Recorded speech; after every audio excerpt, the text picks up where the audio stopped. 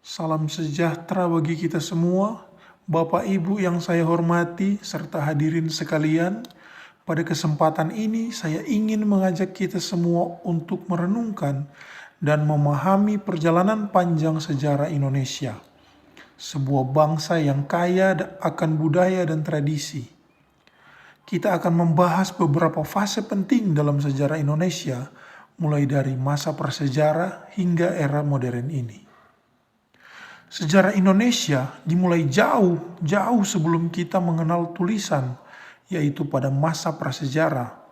Bukti arkeologis menunjukkan bahwa manusia modern telah mendiami wilayah ini sejak lebih dari 1,5 juta tahun yang lalu. Salah satu temuan penting adalah fosil Homo erectus di Sangiran, Jawa Tengah, yang menunjukkan bahwa nenek moyang kita telah ada di sini sejak zaman purba. Kehidupan masyarakat saat ini didominasi oleh berburu dan meramu dengan berbagai alat batu yang ditemukan di berbagai tempat. Memasuki abad keempat, Indonesia mulai dikenal melalui kerajaan-kerajaan besar.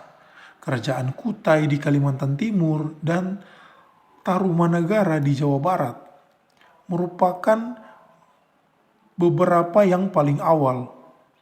Kerajaan Sriwijaya di Sumatera menjadi pusat perdagangan dan penyebaran agama Buddha. Sedangkan kerajaan Majapahit yang berdiri pada abad ke-13 dikenal sebagai salah satu kerajaan terbesar dengan pengaruh yang paling luas, mencakup hampir seluruh wilayah Nusantara.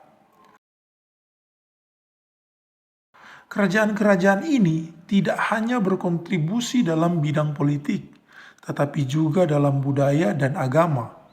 Penyebaran Islam di Indonesia pada abad ke-13 melalui para pedagang dan ulama seperti Syekh Maulana Malik Ibrahim yang mengubah wajah masyarakat, menghasilkan akulturasi budaya yang kaya.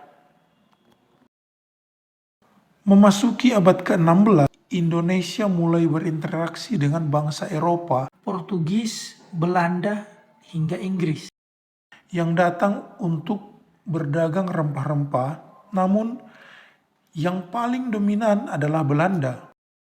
Pada tahun 1602, VOC didirikan dan membawa banyak perubahan, termasuk penindasan terhadap rakyat dan eksploitasi sumber daya alam.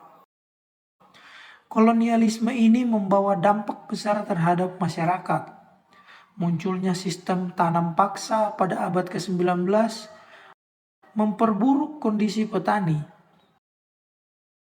Namun periode ini juga menjadi cikal bakal perjuangan menuju kemerdekaan. Berbagai gerakan perlawanan mulai muncul seperti Budi Utomo dan Sarekat Islam yang memperjuangkan hak-hak rakyat. Perjuangan menuju kemerdekaan Indonesia tercapai puncaknya pada tahun 1945.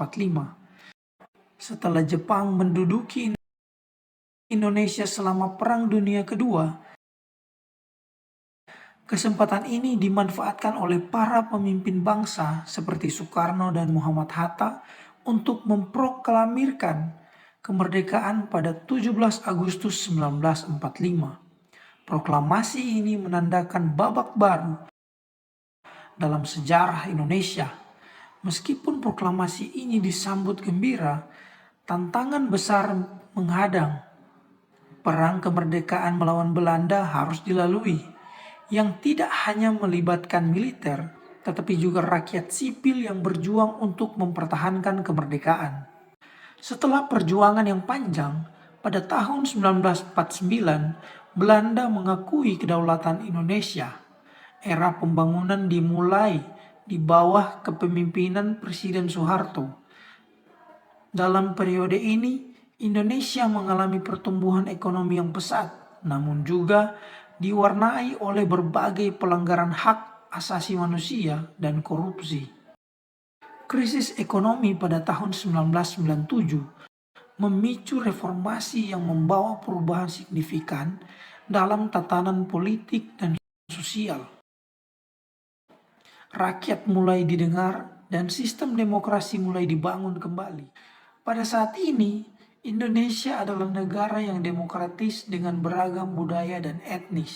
Kita menghadapi tantangan baru seperti perubahan iklim, ketidakadilan sosial, dan konflik horizontal. Namun semangat persatuan dan gotong royong yang diwariskan oleh para pendahulu harus terus dijaga. Sebagai generasi penerus, kita memiliki tanggung jawab untuk memahami sejarah ini dan mengambil hikmah dari perjalanan yang panjang ini. Kita harus berkontribusi dalam membangun bangsa yang lebih baik, mengedepankan toleransi, dan saling menghargai perbedaan. Hadirin yang saya hormati, sejarah merupakan guru yang terbaik.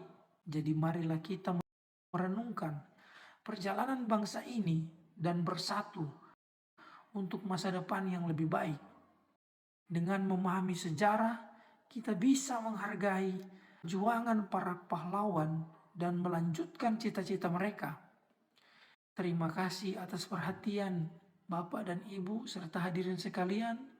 Semoga pidato kali ini bermanfaat dan dapat menginspirasi kita semua untuk lebih mencintai tanah air kita, Indonesia.